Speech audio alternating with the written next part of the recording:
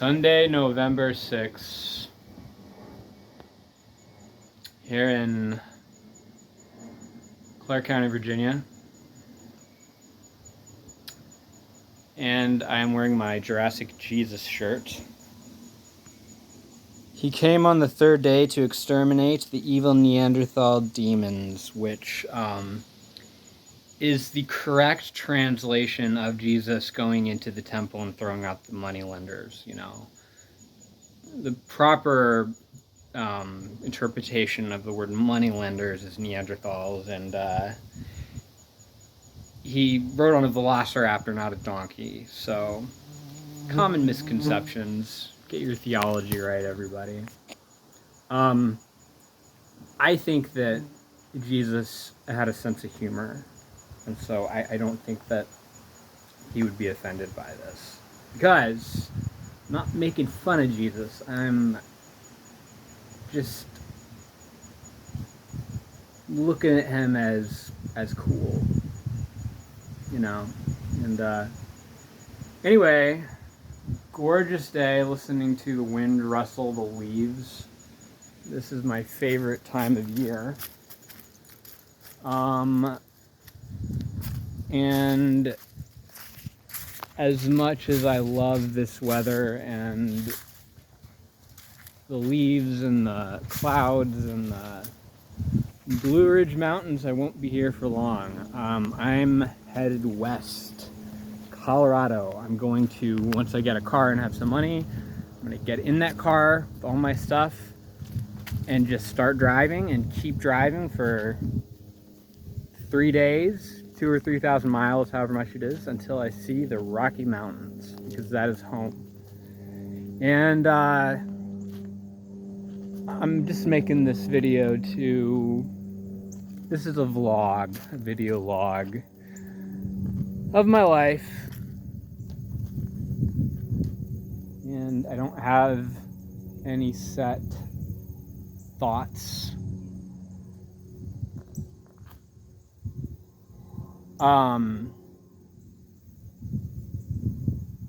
What am I thinking about?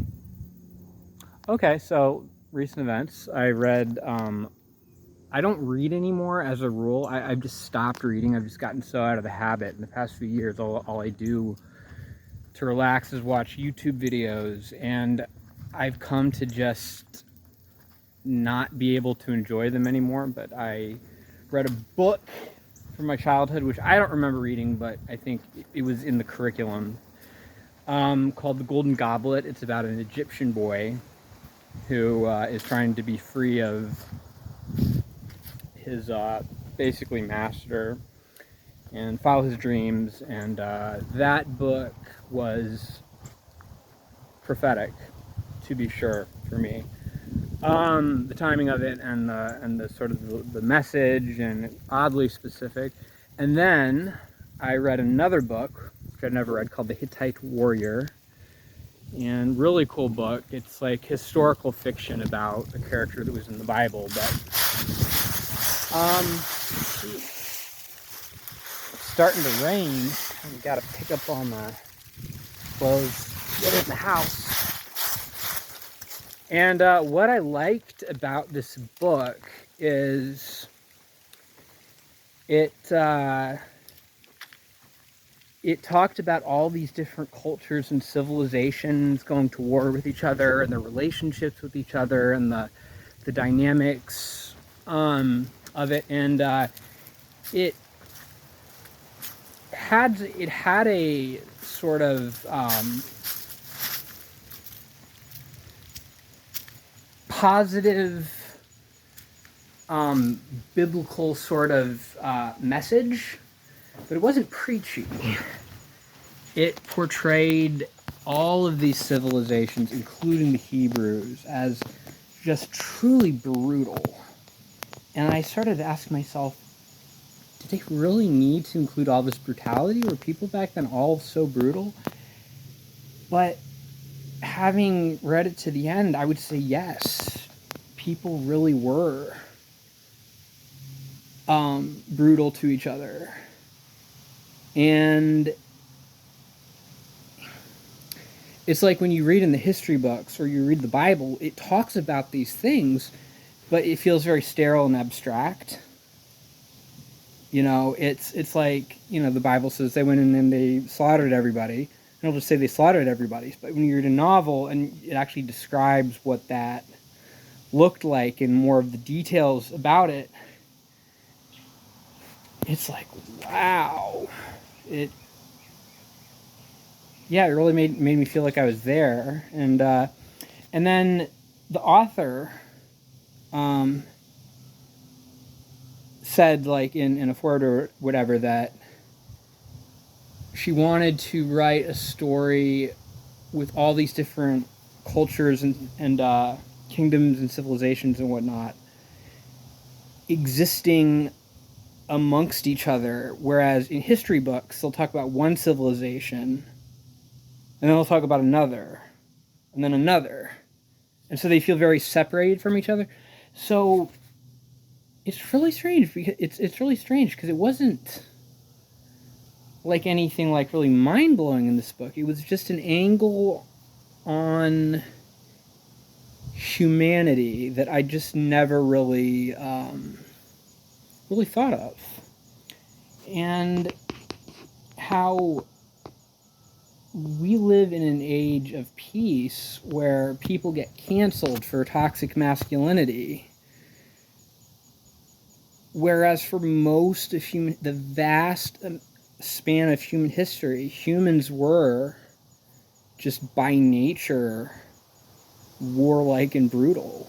And I'm really grateful to live in a time when we don't do that anymore, but we have to know that that is still within us. The capacity for that is within us all. We all have that dark side. We all have that animalistic side. And I think that people are more likely to turn to that if it is suppressed. Hitler rose to power in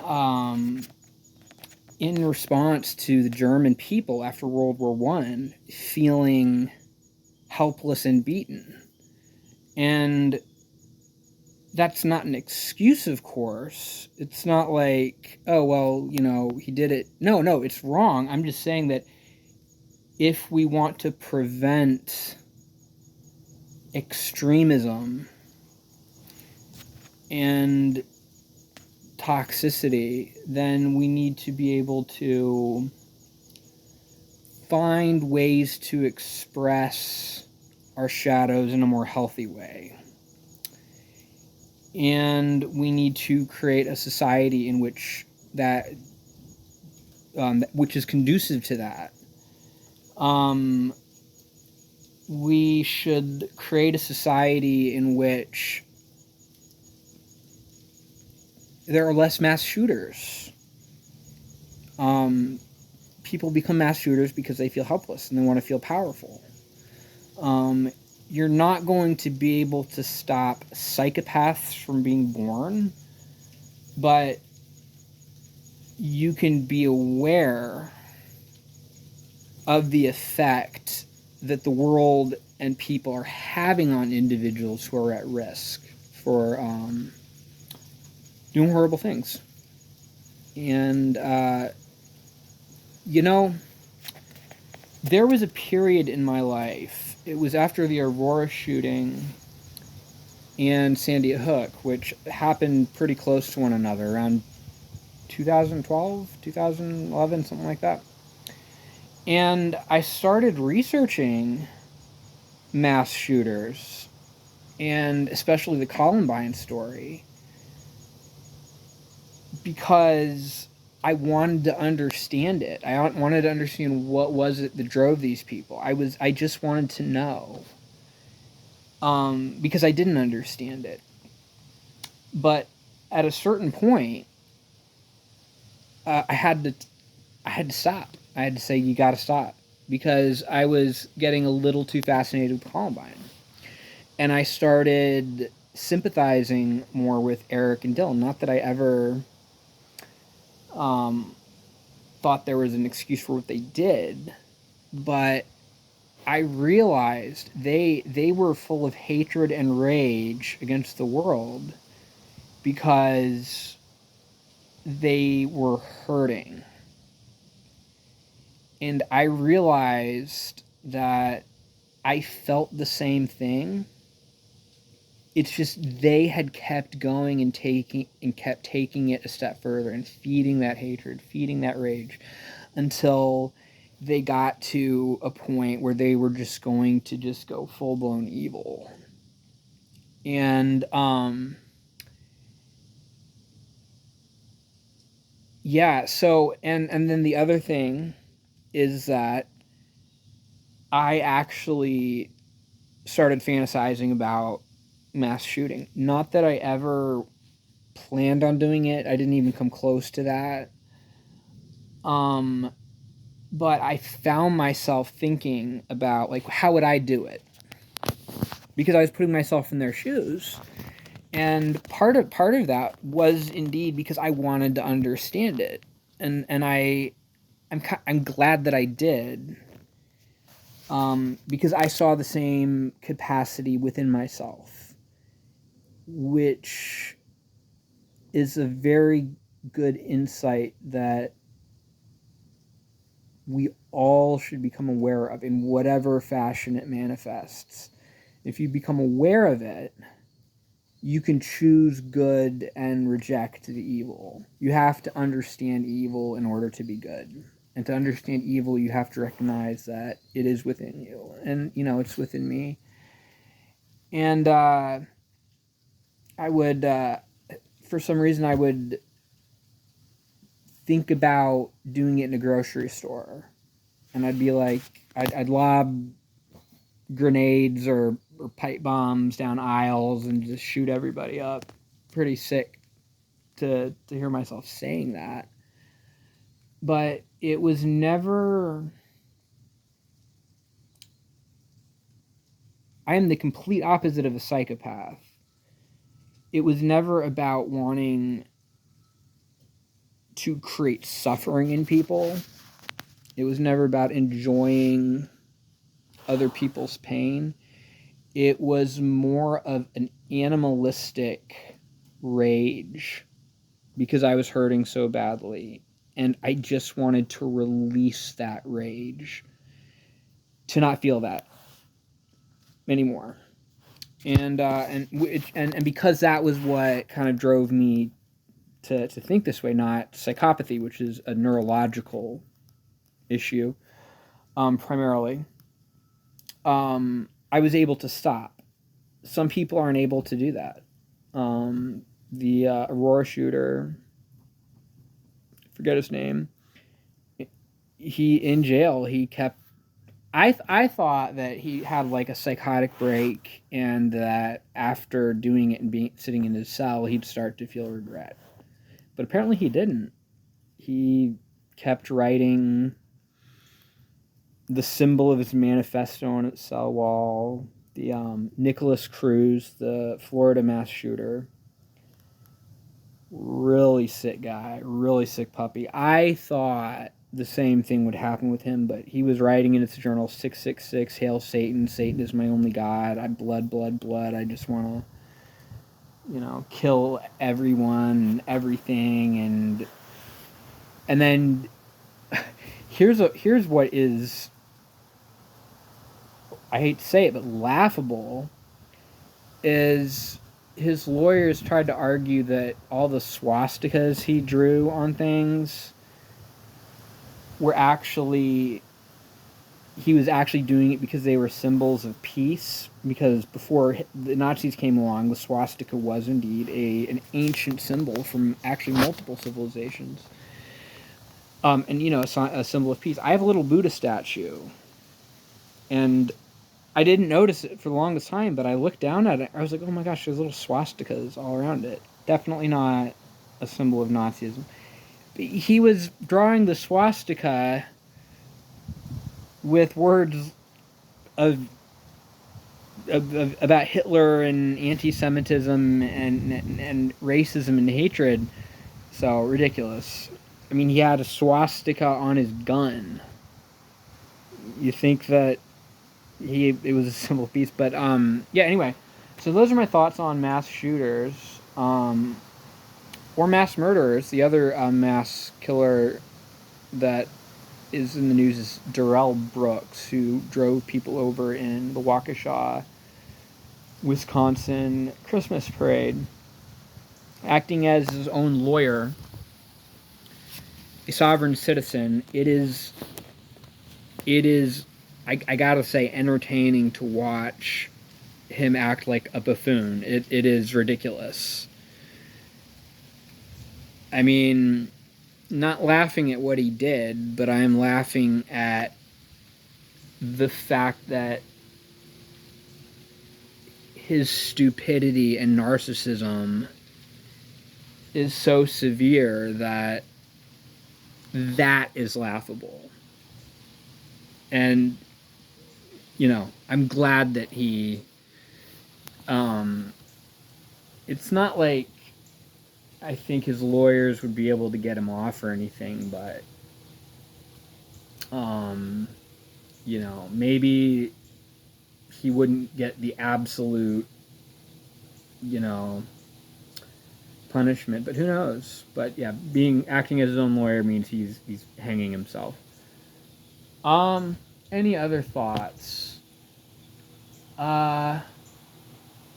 It's funny because my brother, I've been watching the trial for like 2 days, just hours of the trial, and he told me about how Ford stopped making Broncos after O.J. Simpson because of the association with it. And so the next car they made, instead of a Bronco, they called it the Ford Escape, which is very ironic. I don't think it was an intentional thing, but I do think it's probably, they had like a long list of what could we name this car, and they probably ended up choosing the word escape because in their mind they were associating their car with OJ escaping and just didn't realize it. So it's kind of funny. It's pretty humorous. Anyway, did I say this? Yeah. And I was like, wow, that's really random that you mentioned that just out of nowhere. I don't even know why he brought it up. And I was like, dude, that guy, he was driving a Ford Escape. Not a coincidence. I think that's a synchronicity. But synchronicity or not, it's I don't really care. It's funny, but I do think the fact that synchronicity happened, it doesn't mean anything directly for me. It just means that synchronicities are happening and that the darkness of this event, along with the Nicholas Cruz event happening and the who was it? The Oxford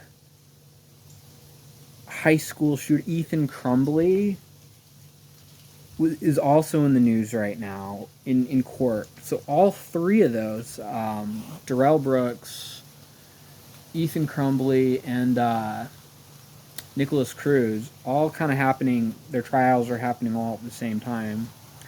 And this is a time when good and beautiful things are happening. The darkness comes out when the light comes out. Yin and yang, they come out together. And you know, the synchronicity of Darrell Brooks' car being a Ford Escape, I interpret that as just a sign that there is a spiritual element to what is happening, and it's a good thing. Not because that's a good thing, but it tells me that the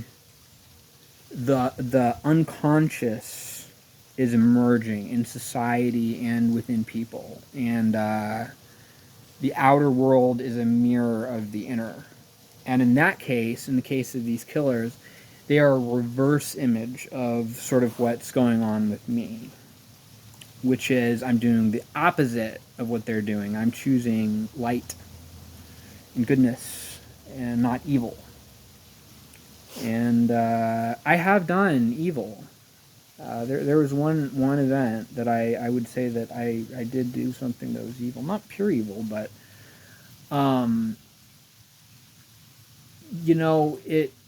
Jesus said, as you judge, so shall you be judged. And I would say that I have been willing to judge the evil in my own heart and call it for what it is. And because of that, I think that I have, room to call out evil in other people, because I've judged myself, because I'm judging them by the same standard with which I've judged myself. And not a condemnation, but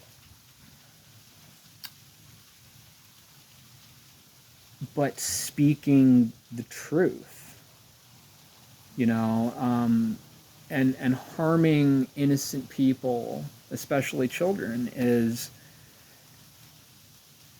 the most evil thing that you can do. And that is one of the things that I want to stand up against, is those who would harm the innocent. I want to be able to protect children. I want to be a spiritual warrior, to stand up for what is right. And that is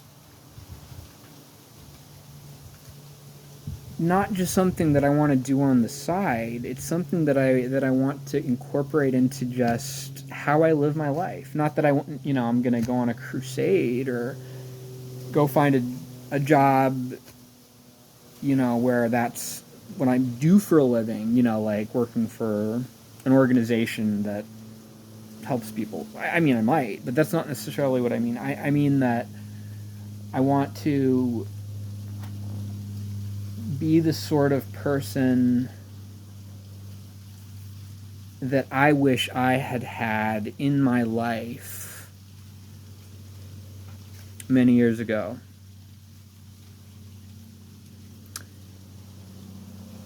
And I want to do that for people that are in my life through relationships. That's the sort of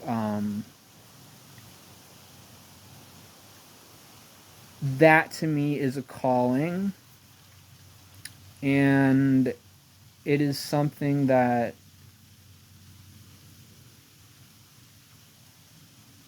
will happen and is happening.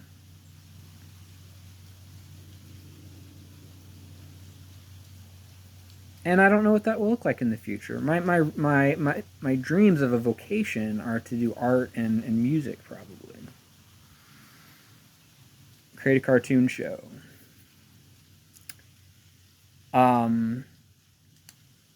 But one of the things about my cartoon show is I want to imbue it with spiritual meaning and metaphor that will speak to people. And make it something that resonates with people because it speaks universal truths of the hero's journey. And to me, the hero's journey is not just a metaphor that I think about some of the time. The hero's journey is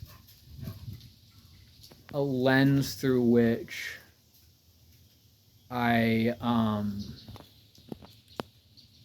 very deeply view my life through. It's real and alive to me. It's something that I think about a lot.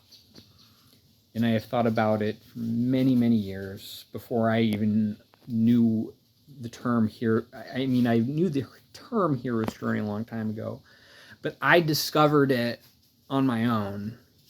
And then when I started reading about it from like Joseph Campbell and stuff, it helped me more develop that.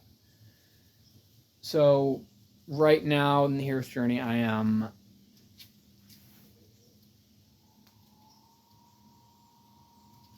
I'm not home yet, but I am on the way. And I'm close enough that I am starting to feel some peace. So that's all I'm going to say for now. And